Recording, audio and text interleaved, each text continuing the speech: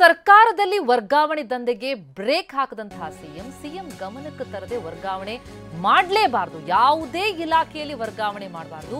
CM ಅನುಮತಿ ಪಡೆದೇ ವರ್ಗಾವಣೆ ಏನಾದರೂ ಮಾಡಿದ್ದೇ ಆದರೆ ಆ ಇಲಾಖೆಯ ಮುಖ್ಯಸ್ಥರು ಹೊಣೆ ಹೊರಬೇಕಾಗುತ್ತೆ ಅಂತ ಸುತ್ತೋಲೆಯನ್ನ ಸಿಎಂ ಸಿದ್ದರಾಮಯ್ಯ ಹೊರಡಿಸಿದ್ದಾರೆ. ಈ ಮೂಲಕ ವರ್ಗಾವಣೆ ದಂಧೆಗೆ ಬ್ರೇಕ್ ಹಾಕೋ ಪ್ರಯತ್ನಕ್ಕೆ ಸಿಎಂ ಮುಂದಾಗಿದ್ದಾರೆ.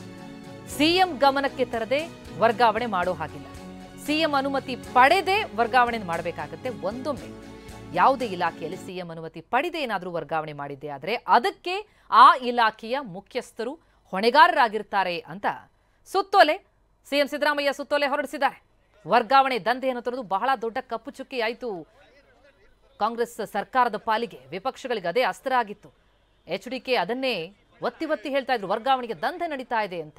ಈಗ ಆ ಎಲ್ಲ ತಮ್ಮ ಮೇಲಿನ ಆರೋಪಗಳಿಂದ ಮುಕ್ತರಾಗೋದಕ್ಕೆ, ಜೊತೆಗೆ ಈ ವರ್ಗಾವಣೆಯ ದಂಧೆಗೆ ಬ್ರೇಕ್ ಹಾಕೋದಕ್ಕೆ ಸಿಎಂ ಸಿದ್ದರಾಮಯ್ಯ ಖುದ್ದು ಮುಂದಾಗಿದ್ದಾರೆ. ಜೊತೆಗೆ ಸುತ್ತೋಲೆ ಹೊರಡಿಸಿದ್ದಾರೆ.